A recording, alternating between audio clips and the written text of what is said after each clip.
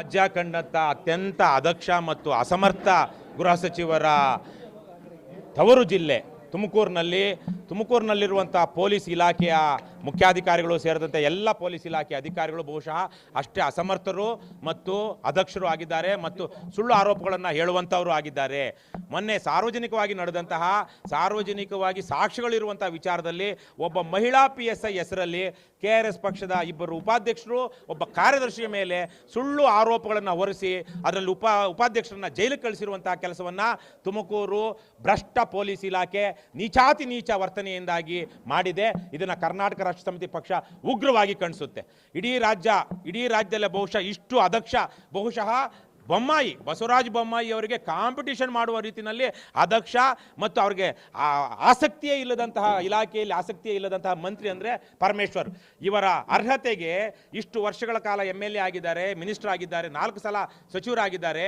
ಇಷ್ಟು ದಿನಗಳ ಕಾಲದಲ್ಲಿ ತುಮಕೂರು ರಾಜ್ಯದ 2ನೇ ಅತಿ ದೊಡ್ಡ ಜಿಲ್ಲೆ ವಿಸ್ತೀರ್ಣದಲ್ಲಿ ಮತ್ತು ಜನಸಂಖ್ಯೆಯಲ್ಲಿ ಇಂತಹ ದೊಡ್ಡ ಜಿಲ್ಲೆಗೆ ಒಂದು ಸರ್ಕಾರಿ ಮೆಡಿಕಲ್ ಕಾಲೇಜು ತರುವಂತಹ ಕನಿಷ್ಠ ಜನಪರ ಕಾಳಜಿ ಬದ್ಧತೆ ಇಲ್ಲ ಇವರಿಗೆ. ಯಾಕೆಂದ್ರೆ ಅವರ ಮೆಡಿಕಲ್ ಕಾಲೇಜ್ಗೆ ಅವರ ಇಂಜಿನಿಯರಿಂಗ್ ಕಾಲೇಜುಗಳಿಗೆ ಸರ್ಕಾರಿ ಮೆಡಿಕಲ್ ಕಾಲೇಜು ಇಂಜಿನಿಯರಿಂಗ್ ಕಾಲೇಜುಗಳು ಕಾಂಪೀಟ್ ಮಾಡ್ತವೆ ಅನ್ನುವಂಥ ದುರ್ಬುದ್ಧಿಯ ಕಾರಣಕ್ಕೆ ಅದೇ ರೀತಿಯಲ್ಲಿಯೇ ಇಲ್ಲಿ ಚಿಕ್ಕನಾಯಕನಹಳ್ಳಿ, ಗುಬ್ಬಿ ಮತ್ತು ತಿಪ್ಟೂರು ಭಾಗದಲ್ಲಿ ಗಣಿಬಾಧಿತ ಪ್ರದೇಶಗಳಿವೆ.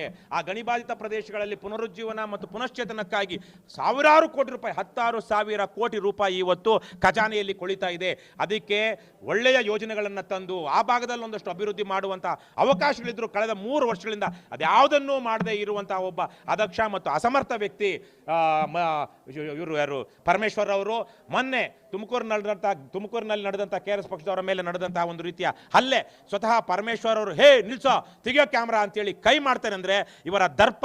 ಇವರು ಒಬ್ಬ ಕುಟುಂಬ ವಂಶ ಪಾರಂಪರ್ಯ ರಾಜಕಾರಣದ ಪ್ರತಿನಿಧಿಯಾಗಿರೋದ್ರಿಂದ ಆ ದರ್ಪ ಬಂದಿದೆ ಅಂತ ನಾವು ಭಾವಿಸ್ತೀವಿ.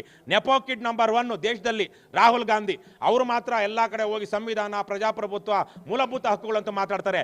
ಆದರೆ ನೆಪೋ ಕಿಡ್ಗಳಿರುವಂತಹ ಅತಿ ಹೆಚ್ಚು ಸಂಖ್ಯೆಯಲ್ಲಿ ನೆಪೋ ಕಿಡ್ಸ್ ಇರುವಂತಹ ವಂಶ ಪಾರಂಪರ್ಯ ಇರುವಂತಹ ಕಾಂಗ್ರೆಸ್ ಪಕ್ಷ ಯಾವುದೇ ಕಾರಣಕ್ಕೂ ಅದು ಪ್ರಜಾಪ್ರಭುತ್ವದ ರಕ್ಷಣೆ ಮಾಡೋದಿಲ್ಲ ಇವತ್ತಿರುವಂತಹ ಸಂದರ್ಭದಲ್ಲಿ. ಹಾಗಾಗಿ ಪರಮೇಶ್ವರ್ ಅವರು ನಮಗೆ ಈಗಾಗಲೇ KRS ಪಕ್ಷಕ್ಕೆ ಪರಮೇಶ್ವರ್ ಅವರ ಚೇಲಾಗಳು ಅವ್ರನ್ನ ಧಮಕಿ ಹಾಕಿದ್ದಾರೆ, ಅದನ್ನು ಕಿಡಿಕಾರಿದ್ದಾರೆ. ಇವತ್ತು ಪತ್ರಿಕೆಗಳಲ್ಲಿ ಬೇರೆ ಬೇರೆ ರೀತಿಯಲ್ಲಿ ಬಂದಿದೆ. ಇಂಥ ಯಾವುದೇ ಗೊಡ್ಡು ಬೆದರಿಕೆಗಳಿಗೆ ಕರ್ನಾಟಕ ರಾಷ್ಟ್ರ ಸಮಿತಿ ಪಕ್ಷ ಹಿಂದೇನು ಎದುರಿಲ್ಲ, ಮುಂದೇನು ಬೆದರೋದಿಲ್ಲ. ಇಂಥ 10 ಕೇಸುಗಳಾದ್ರೂ ನಮ್ಮ ಹೋರಾಟ ಮುಂದಕ್ಕೆ ಹೋಗೇ ಹೋಗುತ್ತೆ. ಈ ಭ್ರಷ್ಟ ಪೊಲೀಸರು, ಭ್ರಷ್ಟ ಅಧಿಕಾರಿಗಳು, ತುಮಕೂರಿನ ಜಿಲ್ಲಾಧಿಕಾರಿ ಅವರು ಮಾಡಿರುವಂಥ ಅಕ್ರಮಗಳ ಬಗ್ಗೆ ಹಲವಾರು ಆರೋಪಗಳು ಸಾಬೀತಾಗಿರುವಂಥ ಸಾಕ್ಷಿಗಳಿದ್ರೂ ಇವತ್ತಿಗೂ ಅವರು ವರ್ಗಾವಣೆ ಆಗಿಲ್ಲ. ತುಮಕೂರಿನ ಪೊಲೀಸ್ ವರಿಷ್ಠಾಧಿಕಾರಿ ಇಡೀ ಇಲಾಖೆ ಹದಗೆಟ್ಟು ಹೋಗಿದೆ. ಇಲ್ಲಿ ಅತ್ಯಾಚಾರ ಮಾಡುವಂಥ ಅಧಿಕಾರಿಗಳಿದ್ದಾರೆ, ಕೊಂದು ಹಾಕುವಂಥ ಲಾಕಪ್ನಲ್ಲಿ ಹೊಡೆಯುವಂಥ ಅಧಿಕಾರಿಗಳಿದ್ದಾರೆ. ಆದರೆ ಇವರೆಲ್ಲ ಇದ್ರೂ ಇಂತಹ ಒಂದು ಇಲಾಖೆಯನ್ನು ಸರಿಪಡಿಸುವಂಥ ಯೋಗ್ಯತೆ ಇಲ್ಲದಿರುವಂಥ IPS ಆಫೀಸರ್ಗಳು ಇಲ್ಲಿದ್ದಾರೆ. ಇವರ ಎಲ್ಲರೂ ಯಾಕೆ ಅಲ್ಲಿದ್ದಾರೆ ಅಂದರೆ ಪರಮೇಶ್ವರ್ ಅವರ ಕಾರಣಕ್ಕಿದ್ದಾರೆ.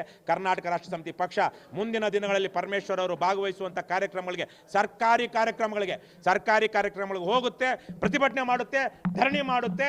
ನಾವು ಅಲ್ಲಿ ಅವರ ಕಾರ್ಯಕ್ರಮದಲ್ಲಿ ಹೋಗಿ ಜನರಿಗೆ ಅವರ ಯೋಗ್ಯತೆಯ ಅನಾವರಣವನ್ನು ಮಾಡ್ತೀವಿ. ಒತ್ತಾಯ ನಮ್ದು ಯಾರಿಗೆ ಮನವಿ ನಿಮ್ಗೆ ಕೊಡ್ತಾ ಇಲ್ವಲ್ಲ. ಪರಮೇಶ್ವರ್ ಅವರು ತುಮಕೂರಿಗೆ ಅಂಟಿರುವಂತಹ ಶಾಪ, ಆ ತುಮಕೂರಿನ ಜನ ಅವರ ರಾಜೀನಾಮೆಯನ್ನ ಕೇಳಬೇಕು.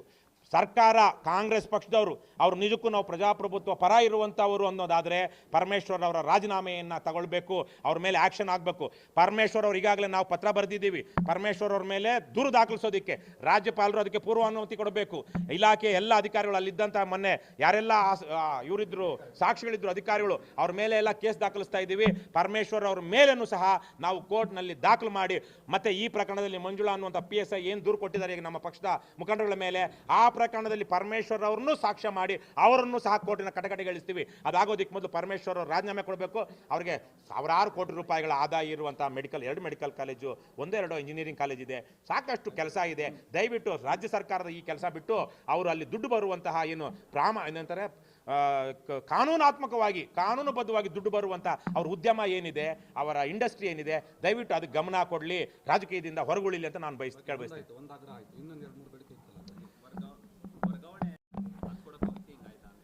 ತುಮಕೂರಿನಲ್ಲಿ ಮೊನ್ನೆ ನಡೆದಂಥ ಘಟನೆಯಲ್ಲಿ ಮಾತೇ ಬಾಡಿಲ್ಲ. ನಾವು ನೋಡಿದಾಗ ಮಲ್ಲಿಕಾರ್ಜುನ್ ಅವರು ಮನವಿ ಕೊಡೋದಕ್ಕೆ ಅಲ್ಲಿ ಕೈ ಹಿಡ್ಕೊಂಡಿದ್ರು. ಅವ್ರು ತಗೊಳ್ತಾ ಇರಲಿಲ್ಲ, ತಗೊಂಡು ಸುಮ್ಮನೆ ಹಾಗೆ ಹೋಗ್ತಾ ಇದ್ರು. ಏನು ಸರ್ ಹಿಂಗೆ ಹೋಗ್ತಾ ಇದ್ದೀರಾ ಅಂತ ಹೇಳಿದ್ದಕ್ಕೆ ಅಷ್ಟಕ್ಕೆ ಆಗಿದ್ದೆ ಹೊರತು ಆ ವಿಚಾರನೇ ಬರಲಿಲ್ಲ. ಮನವಿನಲ್ಲಿ 3 ವಿಚಾರಗಳಿತ್ತು. ಮನವಿ ಎಷ್ಟೇ ಪ್ರವೋಕ ಇರಲಿ, ಯಾವುದೇ ಇರಲಿ ಆ ಸ್ಥಾನದಲ್ಲಿರುವಂಥವ್ರು ಪ್ರವೋಕ್ ಆದರೆ ಏನಾಗುತ್ತೆ? ಬಾಡೂರು ಅಸಹಾಯಕರು ಉಳಿತಾರ? ನಾವು ಪ್ರವೋಕ್ ಆದರೂ ನಾವು ಯಾರಿಗೂ ಹಾನಿ ಮಾಡೋಕ್ಕಾಗೋದಿಲ್ಲ. ಆದರೆ ಅವರು ಪ್ರವೋಕ್ ಆಗಿ ಅವ್ರು ಮಾತಾಡಿದ್ರಿಂದ ಏನಾಯಿತು? ಅಧಿಕಾರಿಗಳು ಇವ್ರನ್ನ ಕತ್ತಿನ ಪಟ್ಟಿ ಹಿಡ್ಕೊಂಡು ಎಳ್ಕೊಂಡು ಹೋದ್ರು. ಆಮೇಲೆ ಮನವಿನಲ್ಲಿ ಏನಿತ್ತು, ಒಂದು ತಿಪ್ಟೂರು ಭಾಗಕ್ಕೆ, ಒಂದು ತುಮಕೂರು ಜಿಲ್ಲೆಯಲ್ಲಿ ಒಂದು ಸರ್ಕಾರಿ ಮೆಡಿಕಲ್ ಕಾಲೇಜ್ ಬೇಕು. ಇಲ್ಲಿ ಸರ್ಕಾರಿ ಮೆಡಿಕಲ್ ಕಾಲೇಜ್ ಇಲ್ಲ, ರಾಜ್ಯದ 2ನೇ ದೊಡ್ಡ ಜಿಲ್ಲೆ ತುಪ್ಟೂರು, ಆ ಭಾಗದಲ್ಲಾದರೂ ಒಂದು ಮೆಡಿಕಲ್ ಕಾಲೇಜ್ ಮಾಡಿ ಅಂತ ಒಂದಿತ್ತು. ಎರಡನೇದಾಗಿ ಈ ಗಣಿ ಬಾಧಿತ ಪ್ರದೇಶಗಳು 3 ತಾಲೂಕುಗಳೇನಿದೆ ಅಲ್ಲಿ ಸುಮ್ಮನೆ ಕಾಂಕ್ರೀಟ್ ಹಾಕುವಂತಹ ಸಿಮೆಂಟು ಕಾಂಕ್ರೀಟ್ನ ಯೋಜನೆಗಳು ಬರ್ತಾ ಇದೆ. ಅದ್ರ ಬದಲಿಗೆ ಜನಪರವಾದಂಥ ಯೋಜನೆಗಳನ್ನು ಈ ಮೆಡಿಕಲ್ ಕಾಲೇಜು ಸೇರಿದಂತೆ ಅಂತಹ ಹಣವನ್ನು ಅಲ್ಲಿ ಬಳಸಿ ದಯವಿಟ್ಟು ಅದನ್ನು ಮಾಡಿ ಅಂತಿತ್ತು. ಮೂರನೇದಾಗಿ ತುಮಕೂರು ಕಂಡಂಥ ಅತ್ಯಂತ ಭ್ರಷ್ಟೆ ಅದಕ್ಷೆ ಜಿಲ್ಲಾಧಿಕಾರಿ ಮತ್ತು ತುಮಕೂರಿನ ಅತ್ಯಂತ ಭ್ರಷ್ಟ ಮತ್ತು ನಾಲಾಯಕ SP ಏನಿದ್ದಾರೆ ಅವ್ರನ್ನ ವರ್ಗಾವಣೆ ಮಾಡಬೇಕು. ಅದಕ್ಕೆ ಕಾರಣಗಳು ಇವ್ರ ಕಡೆಯಿಂದ ಆಗಿರುವಂಥ ಭ್ರಷ್ಟಾಚಾರ, ಅವ್ರ ಕಡೆಯಿಂದ ಆಗಿರುವಂಥ ಕರ್ತವ್ಯ ಲೋಪಗಳು. ಯಾಕಂದರೆ DC SPಗೆ ಭ್ರಷ್ಟಾಚಾರದ ಪ್ರಕರಣಗಳಿಲ್ಲ, ಆದರೆ ಕರ್ತವ್ಯ ಲೋಪಗಳು. ಅವರ ಅಧೀನ ಪೊಲೀಸರು ಯಾವ ರೀತಿ ದುರ್ವರ್ತನೆ ತೋರ್ತಾ ಇದ್ದಾರೆ, ಅದನ್ನು ಅವ್ರು ಹೇಗೆ ಮುಚ್ಚಿಡ್ತಾ ಇದ್ದಾರೆ, ರಕ್ಷಣೆ ಕೊಡ್ತಾ ಇದ್ದಾರೆ ಅಧಿಕಾರಿಗಳಿಗೆ ಅನ್ನೋದಿತ್ತು. ಹಾಗಾಗಿ ಇಂತಹ SP ಮತ್ತು DC ನಮ್ಮ ಜಿಲ್ಲೆಗೆ ಬೇಕಾಗಿಲ್ಲ. ಹಾಗಾಗಿ ಅವ್ರನ್ನ ಬೇರೆ ಕಡೆಗೆ ವರ್ಗಾವಣೆ ಮಾಡಿ, ಎತ್ತಂಗಡಿ ಮಾಡಿ ಅನ್ನುವಂಥ 3 ಮನವಿಗಳಿತ್ತು. 3 ಮಲ್ಲಿಕಾರ್ಜುನ್ ಅವರಿಗೆ ಸ್ವಂತದ್ದು ಯಾವುದು ಆಗಬೇಕಾಗಿದ್ದಂಥದ್ದಾಗಲಿ ಅವರ ವೈಯಕ್ತಿಕವಾದದ್ದಲ್ಲ, ತುಮಕೂರು ಜನರ ಪರವಾಗಿದ್ದಂತಹ ಮನವಿಗಳು. ಈ 3 ಬೇಡಿಕೆಗಳು ಈಡೇರೋ ತನಕನೂ ನಿಮ್ಮ ಪ್ರೊಟೆಸ್ಟ್ ಮುಂದುವರಿಯುತ್ತೆ? ನಮ್ಮ ಪ್ರೊಟೆಸ್ಟು ಅದನ್ನೇ ಹೀಗೆ ಅಂತ ಹೇಳೋದಕ್ಕಾಗೋದಿಲ್ಲ. ನಮ್ಮ ಹೋರಾಟ ಈ 3 ಜೊತೆಗೆ ಇನ್ನೊಂದು 6 ಸೇರಬಹುದು. ಈಗ ನಾಳೆನೇ ಮೆಡಿಕಲ್ ಕಾಲೇಜು ಅಪ್ರೂವ್ ಆಯಿತು, ಅವ್ನು ಕೈ ಬಿಡ್ತು, ಇನ್ನೊಂದು ಯಾವುದೋ ಬರಬಹುದು, ಎಲ್ಲ ಮುಗಿಬಹುದು, 3 ಆಗಬಹುದು. ನಾಳೆ ನಾಡಿದ್ರಲ್ಲೇ ಈಗ ಇದು ಯಾವುದಿದ್ದು ಈ ಇಬ್ಬರು DC ಮತ್ತು SP ಯಾವ ಬೇಕಾದ್ರೂ ವರ್ಗಾವಣೆ ಆಗ್ಬೋದು. ಸಮಯ ಮುಗಿತಾ ಬಂದಿದೆ ಅವ್ರದ್ದು. 100 ತಪ್ಪುಗಳು ಆಗೋಗಿದೆ, 101 ತಪ್ಪು ಆಗಬೇಕಷ್ಟೇ. ಹಾಗಾಗಿ ಅವ್ರದ್ದು ಆಗುತ್ತೆ. ಇನ್ನು ಈಗಾಗಲೇ ಹಿರೇಮಠರ ನೇತೃತ್ವದಲ್ಲಿ ನೀವೆಲ್ಲ ನೋಡಿದ್ದೀರಾ, ಅಲ್ಲಿ ಏನು ಅಕ್ರಮಗಳಾಗ್ತಾ ಇದೆ, ಅದು R&R ಇದರಲ್ಲಿ ಹಣದಲ್ಲಿ ಅಂಥದನ್ನು ನಾವು ಆವತ್ತಿಗೆ ಏನೇನು ಇರುತ್ತೋ ಅದನ್ನು ಇಟ್ಕೊಂಡು ಹೋಗ್ತಾ ಇರ್ತೀವಿ. ಒಂದಾಗಿದೆ, ಇನ್ನು ಮನೆಗೆ ಹೋಗೋಣ ಅಂತಿಲ್ಲ. ಜನಪರವಾಗಿ KRS ಪಕ್ಷ ಹೋರಾಟವನ್ನು ಮಾಡ್ತಾ ಹೋಗುತ್ತೆ.